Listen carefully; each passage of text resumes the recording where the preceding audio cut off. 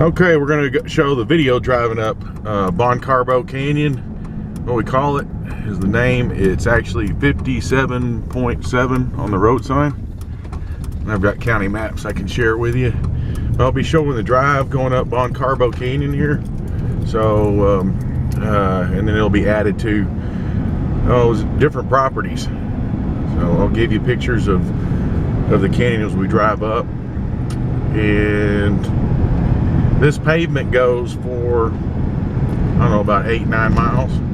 A long ways up the canyon, and the county keeps throwing more pavement down every couple of years. So that makes it real nice. That turn right there we just took, we took it at the town of Cokedale, Colorado. It's about 7 miles west on Highway 12 out of Trinidad, Colorado. The properties we're going to, a lot of them are pretty close to the 4,400, 4,700 acre wildlife area, which is really neat. Great hunting, great elevation, 7,000 to 8,000 foot max on the properties. And they're only, most of these properties up this road are only about 25 minutes from town. Sprinkling a little bit from these high cirrus clouds, or whatever you call them. It might rain later this afternoon. We're in that time of year. This is early spring. We've come a few miles up Bon Carbo Canyon, County Road 57.7, and up here, there, after the pavement ends, there's an old post office. And the properties, you can go to different properties to the right and to the left. Today we'll be going to the left.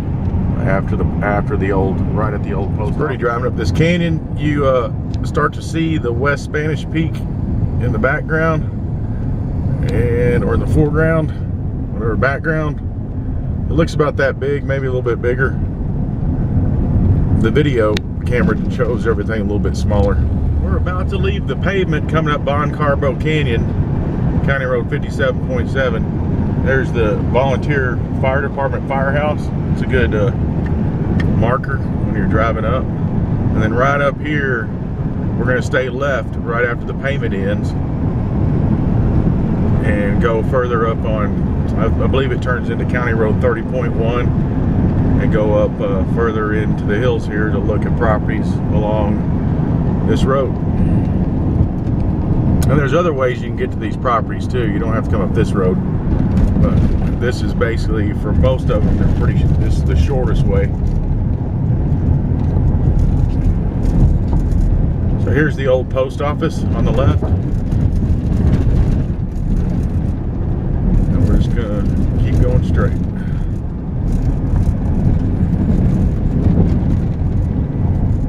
Okay, we've come a little bit further up after taking a left at the post office, up County Road 30.1, I believe we're on now. And if you take a right there, that goes into a ranch called Spanish Highlands. We're not going to that one today. May go to it next time. I think it was 40.5 that takes you into Spanish Highlands. We're going to be driving through. This is county maintained year-round road.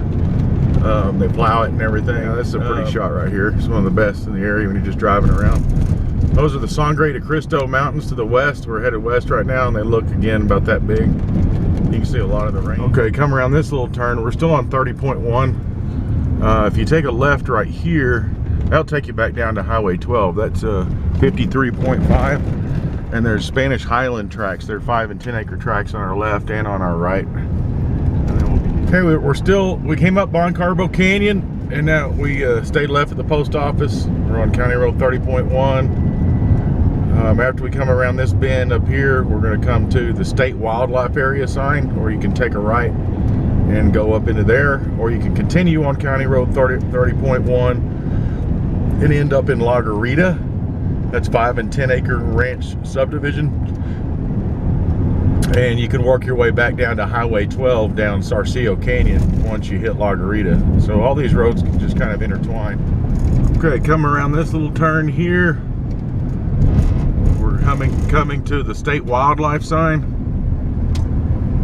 And if we go left, that'll take us further into LDS subdivision, La Garita, and you go back to Highway 12 like I was saying. And this is the Spanish Peaks wildlife area. One of the roads you can get to it.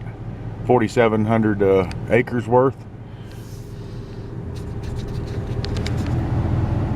Okay, today we're going to two tracks in Whispering Pines Ranch. One has a cabin, not a cabin, but a nice metal building on it with a concrete slab floor. Has a couple of cisterns, a water well, and lots of building materials outside and inside the shop building. And we're going into Whispering Pines Ranch, and those are the west and east Spanish Peak. These tracks are going to be about, the mountains look about that big when you're driving. It's a real pretty valley. These tracks, these are two 35-acre tracks, and they have covenants but no dues, so people do pretty much what they want on their land. And what else can I say about them? Oh, it's about 25 minutes from town, and then of course it's real close to the Spanish Peaks wildlife area up here too. And you can tell by all these green fields. This county has the second largest elk herd population in the world. Elk and deer are very prevalent at this elevation in this area. So we're going to take a ride up here in just a second to go to these two properties. Okay, when you see this ranch here, we're going to take a right in front of that to go to Whispering Pines.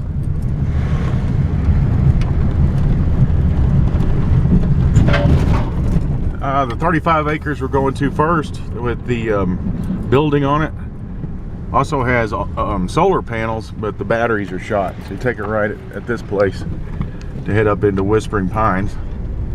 And it's about another mile or two up here to get to the properties.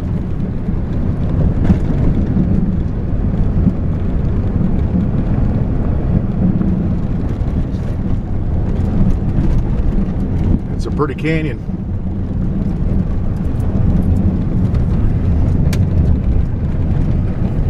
Okay, we're just entering Whispering Pines ranches. They're 40-acre tracts, no, 35-acre tracts, sorry. And we'll go right up here after you cross the cattle guard to go to this first property. We're going to Tract 4 in Whispering Pines Ranch with the steel building and lots of building materials inside and outside the barn. So you come across that cattle guard and take a right, and we'll drive around this hill here, and then take a left to go into the property here in a second.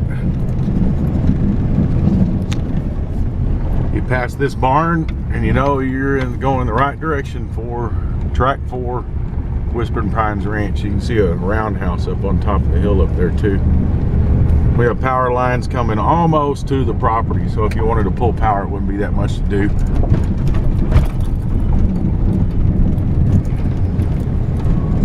Okay, this is the last Y in the canyon. There's a gate, green gate here. We stay left and start heading up the hill to the Tract 4 and the building.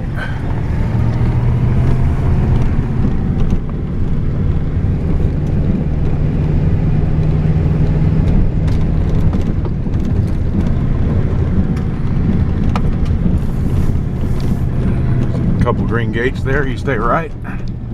We're almost to the driveway of the property. And we're actually about right now, we're entering Tract 4.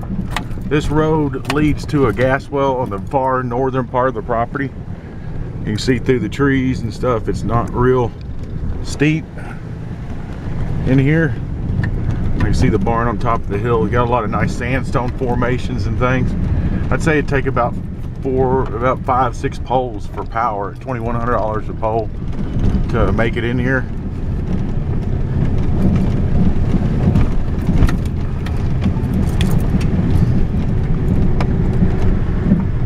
And this is the driveway. Oh, just go up in here. Needs to be fixed a little bit. These guys haven't been here in like 15-18 years. They did put some nice gravel up on the driveway here and around the building. There's a storage unit too. And that yellow storage unit, there's a lot of tools and things in there that come with it. And oh yeah, there's an old RV, but it's pack rat infested. It could be redone, but it's a nice old RV with plenty of slide outs. It's a big one, fifth wheel. Tires are flat. This would be a great site right here for a house build. You got your barn right behind you, and this is looking about southeast, back towards a little bit back towards Trinidad. I'll show you the maps. And okay, we came up this canyon right here in Whispering Pines, and then we're on track 4 right here. Sorry for my dirty fingernails. I was working my tractor this morning. We're on track 4. You can see it goes up into here. There's a gas well further up in here. The driveway we came in on comes up this way and comes up to the barn right here in the center, and then the road keeps going up to a gas well in the back portion of the property. We are oriented. There's the barn, and the map is oriented the way the property lays out. And the western, let's see, let me think about this. Yeah, that direction's north behind the barn. The western boundary goes about 50 yards behind the solar panels in here, and goes due north and then due south down into the canyon valley down below. So we'll get out and take a look.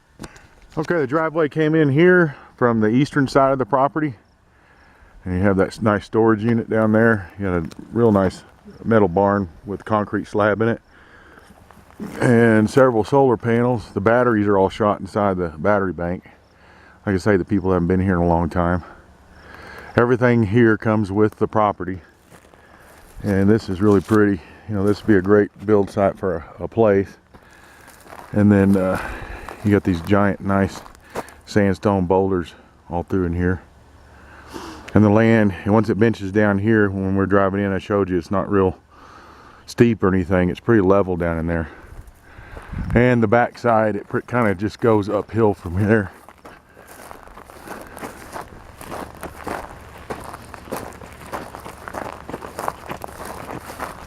We'll come around and take a look at the barn if we walk around the back. And then what I'm going to do is fly my drone over the whole property.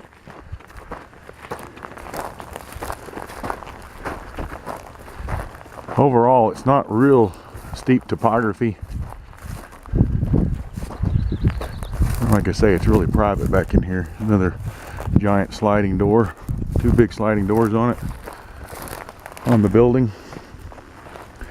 Water wells down in there, I believe, close to the creek bed bottom. It might come, the line might come up this road. I have to figure that one. Ask the owners to figure that one out.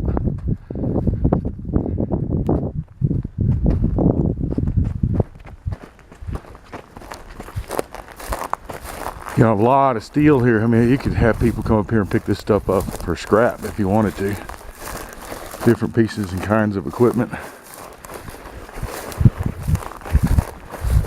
There might even be enough steel framing in here to use for a foundation or to build a house or something.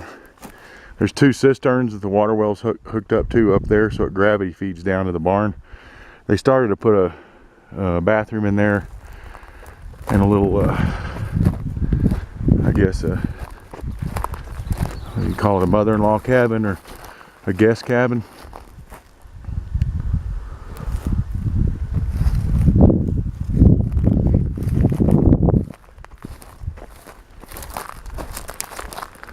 Which could be finished out. It's gonna have to be cleaned up and stuff, but just to get started, this is pretty ideal. You can put your stuff in the building while you build your place and have a place to stay with not much effort. Septic tanks are here too.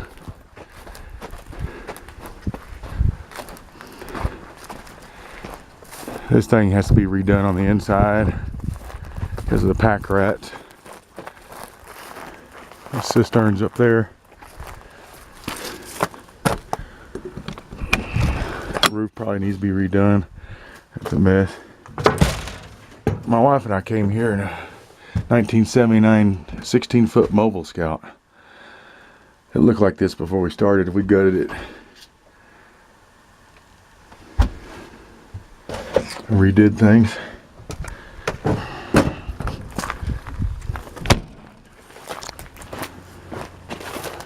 It's just unlocked. Yeah, I don't know if you'll be able to see in there.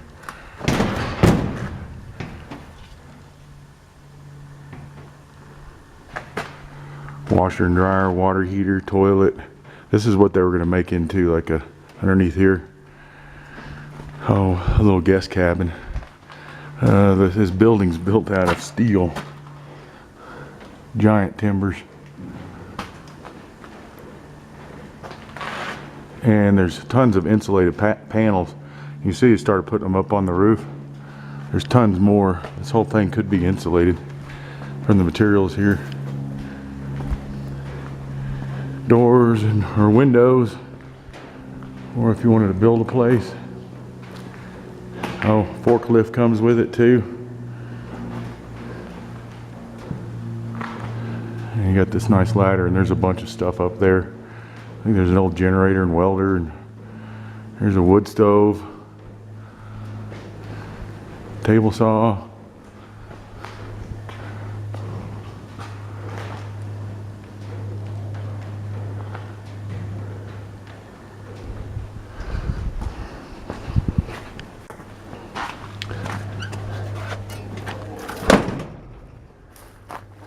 Okay, take a few pictures, and then I'm gonna fly my drone over the property.